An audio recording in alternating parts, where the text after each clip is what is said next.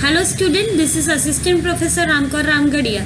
Today I will going to teach you an interesting topic, that is PHP. So let us start with the third chapter. Our third chapter is function, object and errors. Today we will going to see PHP built-in function, creating custom function. In next lecture we will going to see passing values by reference, understanding objects. So let us start. Introduction. In this chapter, we are going to study how predefined functions are present and how user can create their own function. How we can pass value to class, how objects are created for class. So let us start. Creating built-in function and creating custom function. PHP provides us two major type of function. Built-in function. PHP provides us with a collection of built-in library functions. These functions are already coded and stored in the PHP form of function. To use those, we just need to call them as pre-R requirement like fopen, which means file open, print R, get type and so on. And user-defined function, a part of user-defined function means a customer or the developer will create his own function, which is also known as custom function. अभी इसका मतलब क्या है?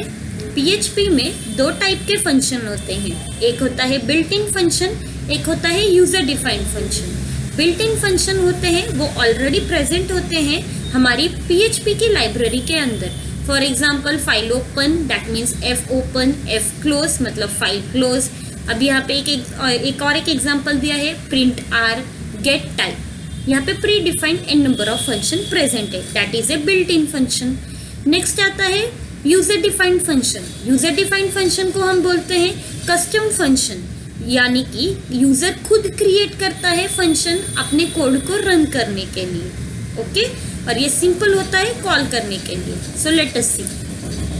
Now this are some of the built in function. PHP have over 1000 predefined function which can be directly called from a script to perform a script task. Now these are the, as you can see, all these are the built-in function: array, calendar, date. We have already used date, array. Okay, we have saw this. Calendar, directory. We also just have calendar also. Sorry, we don't have calendar. We have used calendar once. Array, calendar, date, directory, error, file system, filter, FTP, libxm, mail, max. We have already used this also, max. Okay, and so on. Now what are the user defined function? Beside built-in PHP function, it is possible to create our own function. A function is a block of statement that can be used repeatedly in a program. A function will not execute automatically when a page loads. A function will execute by calling to the function. इसका मतलब क्या हुआ? Function अपने आप browser पे load नहीं होगा, हमें फंक्शन को पहले कॉल करना पड़ेगा, फिर उसके बाद ही वो फंक्शन एग्जीक्यूट होगा और वो ऑटोमेटिकली लोड होगा पेज पे. Remember that. Creating a user defined function. How to create a user defined function? We will going to see the syntax. Okay. Function name, then open curly braces, code to be executed, and there is a note. A function name must start with a letter or underscore. Function name are not case sensitive. Okay, function name are not case sensitive. Variable name was case sensitive. If you remember in our first chapter on first lecture, I already told you. Here is an example where custom function are created, or you can say user defined function are created. Document type, that is HTML, body tag PHP. Here function name, that is a write message. We have opened them and we are just passing a message hello world. We are closing that, and here we are running the function.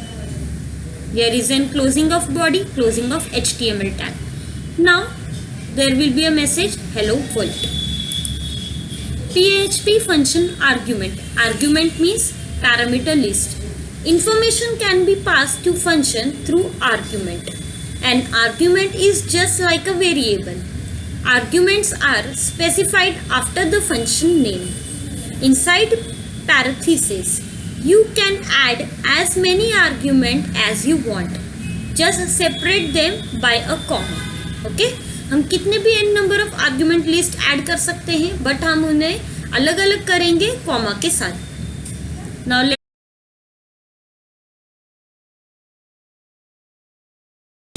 Now let us see the example. Okay, HTML tag, body tag. अब हम यहाँ पे ले रहे हैं function family name और इसे parameter pass किया है एफ नेम. इको के अंदर एफ नेम पास किया है. रेफरेंस, ये वर्ड सब जगह आना चाहिए, सभी के नाम के बाद यहाँ पे रेफरेंस आना चाहिए. तो हमने यहाँ पे रेफरेंस लिखा है और यहाँ पे हमने लिया है डॉट ब्रेक, मतलब न्यू लाइन पे स्टार्ट होना चाहिए. यहाँ पे हमारे पास फैमिली नेम है जो हमने आउटसाइड द फंक्शन डिक्लेयर किए हैं. जानी, हेगी, स्टेल, कई, जिम और बोर्गे, हमने ये नाम लिए हैं यहाँ पे फंक्शन के बाहर. ठीक है, तो अब हम देखेंगे ये रन कैसे होंगे. यहाँ पे बॉडी टैग क्लोज किया है, HTML टैग हमने यहाँ पे क्लोज किया है. तो अब यहाँ पे फर्स्ट टाइम आएगा फर्स्ट नेम, दैट इज जानी. ठीक है, दिखा है यहाँ पे आया जानी, फिर उसके बाद आएगा हर, फिर ऐसे ही कंटिन्यू होते होते सभी नेम यहाँ पे आ जाएंगे. नेक्स्ट है हमारा डिफ़ॉल्ट आर्ग्यूमेंट वैल्यू. अब ये डिफ़ॉल्ट आर्ग्यूमेंट वैल्यू जो होती है वो क्या होती है वो हम देखेंगे. The following is an example showing how to use a default parameter list if you want to call the function setHeight without argument. It take the default value as an argument. अब यहाँ पे हमने example लिया है. ठीक है, that is a strict underscore type equals to 1. ये default है, स्ट्रिक रिक्वायर्ड है कंपलसरी, तो स्ट्रिक की वैल्यू बाय डिफॉल्ट हमने 1 दी है. यहाँ पे HTML टैग ओपन किया है, बॉडी टैग लिया है, PHP टैग लिया है, उसके अंदर हमने फंक्शन लिया है सेट हाइट. सेट हाइट को हमने पास किया है इंट, मिनिमम हाइट कितनी होनी चाहिए 50. ओके, फिर हमने लिया है यहाँ पे मैसेज और वो मैसेज के अंदर क्या प्रिंट होगा, द हाइट इज, मिनिमम यहाँ पे हाइट कितनी है 50. नेक्स्ट टाइम हमने ये फंक्शन क्लोज कर दिया है. अब हमने ये फंक्शन के अंदर वैल्यू पास की है. ओके, फंक्शन को वैल्यू पास कर रहे हैं. फर्स्ट टाइम पे 350, नेक्स्ट टाइम पे तो कुछ नहीं पास किया, फिर नेक्स्ट हमने पास किया 135 और लास्ट में पास किया है 8. तो अब हम देखेंगे आउटपुट में क्या आएगा. यहाँ पे बॉडी टैग क्लोज किया और HTML. अब फर्स्ट टाइम आउटपुट में आएगा 350. ओके, देख सकते हो आप 350 आ गया.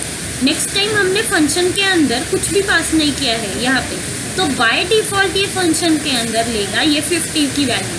ओके, नेक्स्ट टाइम आएगा 50. ओके, यू कैन सी ये 50. उसके बाद हमने क्या किया है 135 किया और फिर 80, तो यहाँ पे आया 135 और 80. ये होती है डिफ़ॉल्ट वैल्यू. नेक्स्ट है यहाँ पे फंक्शन रिटर्निंग ए वैल्यू. अब ये फंक्शन क्या कर रहा है, हमें वैल्यू रिटर्न कर रहा है. तो अब ये फंक्शन वैल्यू कैसे रिटर्न करेगा वो हम देखेंगे. ठीक है, तो यहाँ पे भी हमने स्ट्रिक टाइप इक्वल्स टू 1 दिया है, स्ट्रिक रिक्वायर्ड है इसलिए. ओके, तो हमने यहाँ पे लिया document type, HTML type, body type. यहाँ पे फंक्शन लिया है सम. सम के अंदर इंटीजर लिया है और इंटीजर 2 वेरिएबल लिया है x एंड y. यहाँ पे एक वेरिएबल लिया है z और ये z के अंदर क्या बोला है x प्लस वाई की जो वैल्यू होगी वो z को रिटर्न कर लो और ये रिटर्न हो जाएगा z. मैसेज प्रिंट किया है 5 + 10. अब ये 5 की वैल्यू किसको चली जाएगी, x को.